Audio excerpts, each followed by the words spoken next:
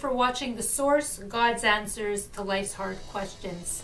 Today I wanted to speak about copycats. Now personally, my whole life, I always resented when people copied me. I don't mind it once in a while for casual things, that's life, exchange of ideas, of inspiration. But I think we all realize when it starts to feel like identity theft. And I know some will say, and I've been told, imitation is the highest form of praise. But for me, imitation beyond healthy bounds is quite disturbing. Now, psychologists offer a few reasons why people copy others. One of those reasons is a lack of sense of self. Some people, they're bereft of their own personality or identity, and they actually don't know who to be unless they copy somebody else. Another reason is envy. The person wants what you have and feels by copying you, they can be you. Other reasons are insecurity, narcissism. But I don't want to focus today on the mad psychology of copycats. Let them find a psychologist and figure it out for themselves. I prefer to look inwardly and analyze why it bothers us so much when somebody copies us. And I'm not talking about plagiarism or copyright or trademark violations. I'm talking about the more personal aspects of our lives. Are we, the copied, afraid that if someone wears the same outfit or nail polish or watch, that we would mistake them for us? Sorry, thought you were me. At what point do we risk losing our unique identity altogether when that person in our life insists on being our carbon copy? But then I think about it in another way and I question whether those things which are copyable are really us at all. Some advise and say that if you're being copied, you're doing something right. But I've concluded after much analysis that if I am copyable, then I'm doing something very wrong. Because when we authenticate ourselves by living in purpose, by isolating and honing in on our real selves, on our real divine sparks and God-given talents, we are uncopyable.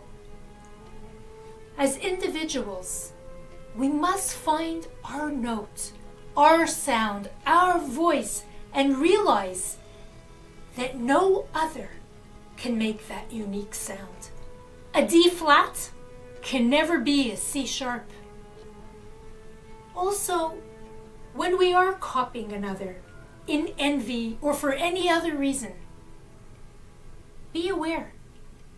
We will always be singing out of tune because that is not our song.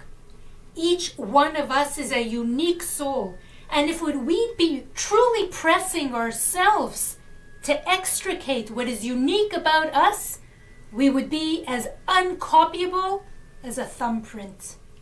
We would not be threatened by others nor feel the need to copy or envy them.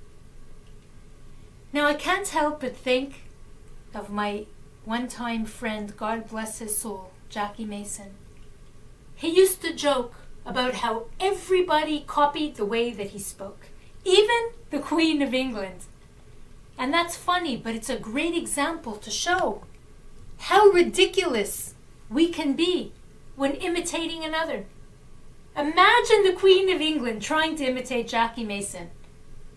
How ridiculous we are when we try to be someone else. Also, if the Queen would have wanted to be a Jackie Mason imitator, she would, in effect, have abdicated her throne. And we do the same when we try and copy others. We are each kings and queens of our own selves.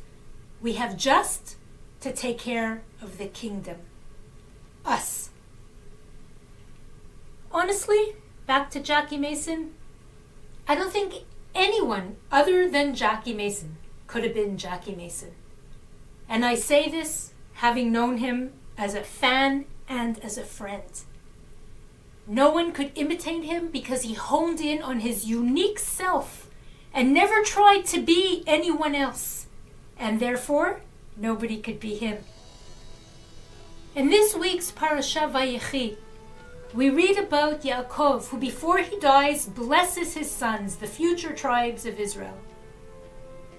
His blessing was by no means a one-size-fit-all blessing. Each son received a unique blessing which was intrinsic to his own unique soul. And even later in the Torah, we learn how each tribe would ultimately be represented by a precious stone embedded in the breastplate of the high priest. Could the sapphire, representing the tribe of Issachar, imitate the pearl, representing Zvulun? Could the emerald, representing Judah, imitate the turquoise, representing Naphtali? Each gem has its own beauty and brilliance to reflect in the world. Each one of us, too, is a unique jewel, and our mission in this life is to polish that jewel and be the best, shiniest us, not a counterfeit. The sages teach that when the Jews left Egypt, the sea didn't just split into two. It split into 12 paths, providing a distinct path for each tribe. Each one of us should take an honest, deep look at ourselves and find the gem, the note, the tune within us that is distinctly and uniquely us. Because if we would find our unique note, only then can we come together as a beautiful, harmonious song. As for those who copy us too much, unhealthily so, my advice is that it's best to separate ourselves from them and find healthier company, because coveting doesn't end well. As Oprah Winfrey once said, you can't be friends with someone who wants your life. And I'll add, they'll begrudge you the air you breathe until they get that life. Shabbat Shalom.